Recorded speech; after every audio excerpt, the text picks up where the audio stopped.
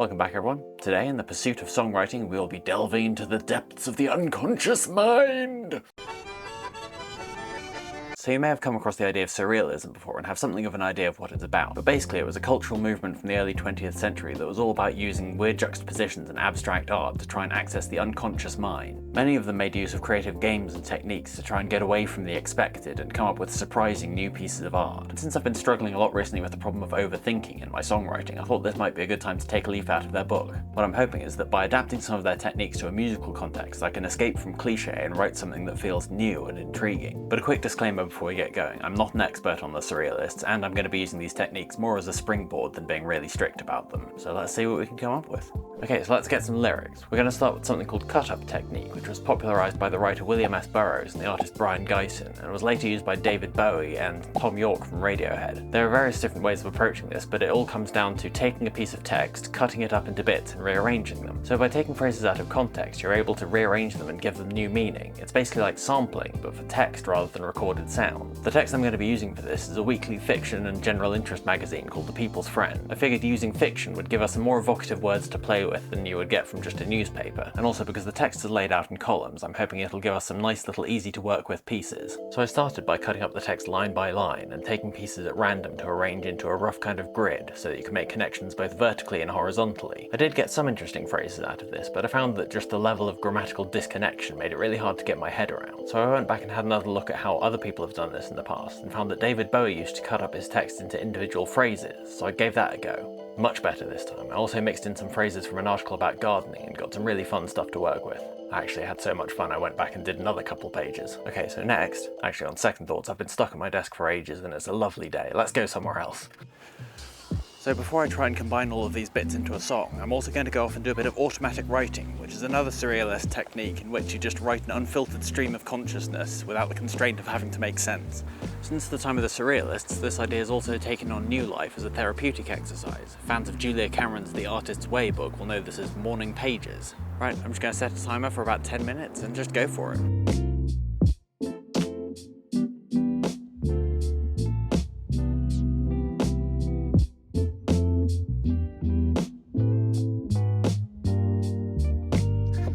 So let's talk a bit about why this actually works. So these surrealist techniques take advantage of our human tendency to find or create meaning in abstract, vague stimuli, which is a phenomenon known as pareidolia. And if this is putting you in mind of the famous Rorschach ink blot test, that's no coincidence. Surrealism was very much inspired by recent developments in the field of psychology. This also plays into an idea from film theory called the Kuleshov effect, where subsequent shots appear to inform the meaning of previous shots. So if you take a shot of somebody with a blank expression and follow it with footage of a funeral, you might interpret their expression as one of grief. Whereas if you were to follow it with a shot of a smiling baby, you might interpret that person as cold or unfeeling. So by bringing together unexpected elements to create a non sequitur, surrealists are actively inviting their audience to create meaning where none is intended.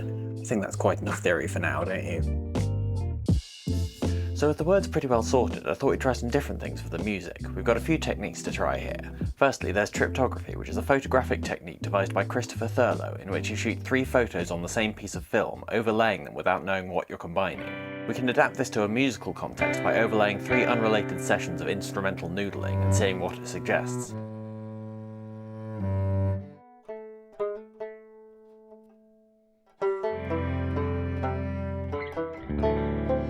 Next, we've got another take on the idea of automatism. We already talked about automatic writing earlier, but since stream of consciousness instrumental noodling is already kind of a thing in music, I thought we could add an extra degree of unpredictability here, so I'm going to try playing my electric piano without the headphones plugged in, and see what happens when I can't hear myself.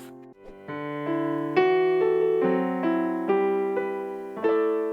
mean, that could work quite nicely as a little intro.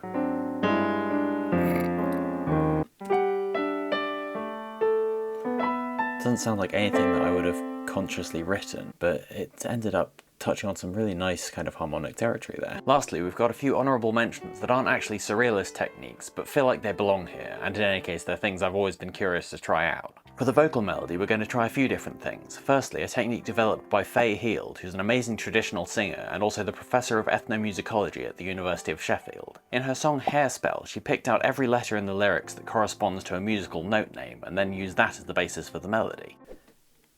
D, E, A, D, So I'm noticing with these generated melodies, it's a little bit difficult to hear it as a melodic line properly when it's just straight eighth notes, but once you start just extending some notes, it all starts to breathe a little bit. And we're also going to try speech melody, where if you play back a recorded piece of speech, you start to hear it like a melodic line. You start to hear it like a melodic line. You start to hear it like a melodic line.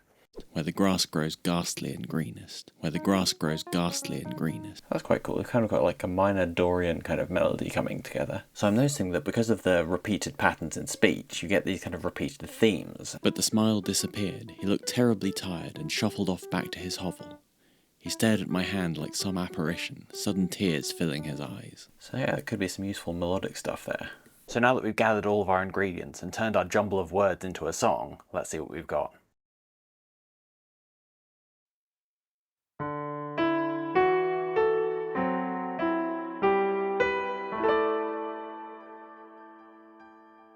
Dead wood is vital at the edge of the autumn, where the grass grows ghastly and greenest.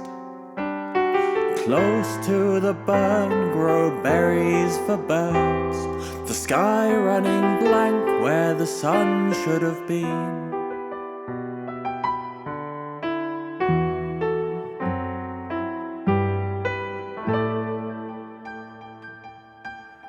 The lighthouse keeper sat on the beach, the walker traced the sea edges. We talked as though I was unused to low tide, scouring the sands for pebbles. The box at his feet, wooden and precious, and cracked from so little usage. Exchanged with the dead for a couple pound notes, and now covered up in detritus. Between finger and thumb, a foolish curse up and down the early street. Upon the point of the hunter's moon is the fancy painted black.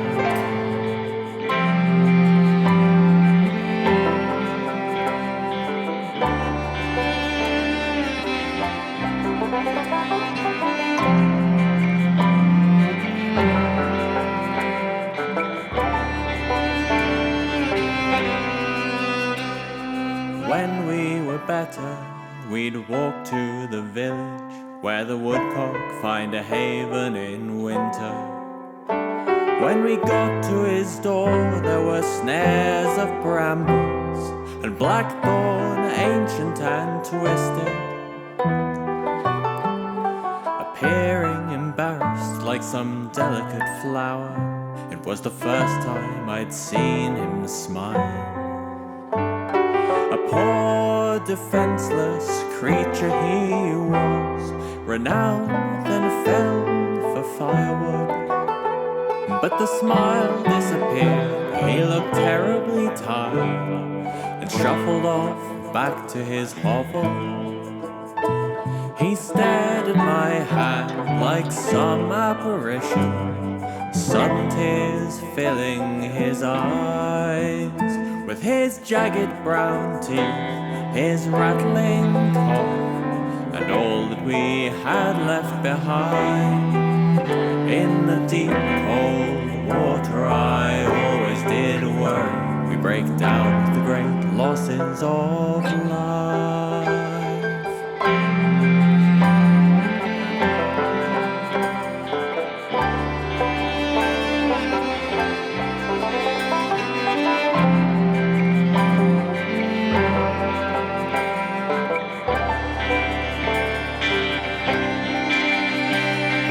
Finger and thumb, a foolish curse up and down the early street.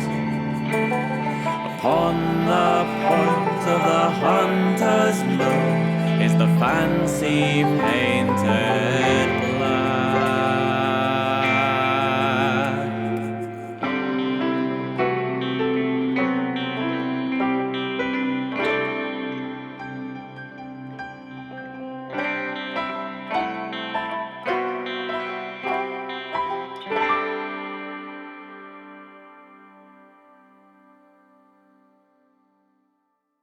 Thank you all for joining me for another video. I've kind of been blown away by the response to the Monotron video, and I've really enjoyed connecting with you in the comments and hearing all of your stories. I'd love to hear from you in the comments of this video about your experiences with experimental songwriting techniques, especially if there are any that you've come up with yourself. Have they opened up any new creative possibilities for you, or helped you work your way through creative blocks? I'd love to hear about it, especially if there's anything that you think I should try.